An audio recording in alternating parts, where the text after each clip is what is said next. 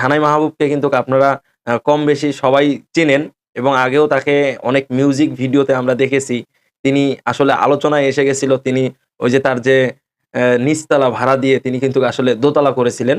তো তার কাছে কিন্তু অনেক টাকা আছে। তাকে আমরা দেখলাম যে তিনি বিয়ে করেছিলেন। এখন তিনি কিন্তু আদালতের দুয়ারে, দুয়ারে ঘুরতেছেন। তার স্বামীর বিচার চাইতেছে।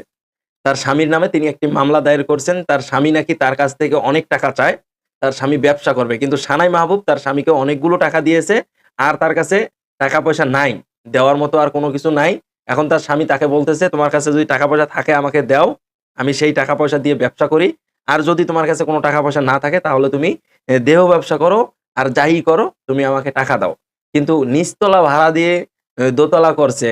তার কাছে তো অনেক টাকা আছে। তার স্বামী তো টাকা চাইবে। এখন তার স্বামীর সাথে কিন্তু সংসার হচ্ছে না। এখন কিন্তু আদালতের দরজায়, দরজায় ঘুরে বেড়াচ্ছে, বিচার চাইতেছে। আমরা দেখলাম নিচতলা ভাড়া দিয়ে যদি কেউ দোতলা করে, তো তার অবস্থা আসলে এরকমই হবে। আর এমনটা কিন্তু হওয়া উচিত। আপনারা কি বলেন সেটা কমেন্ট বক্সে বলে যায়েন।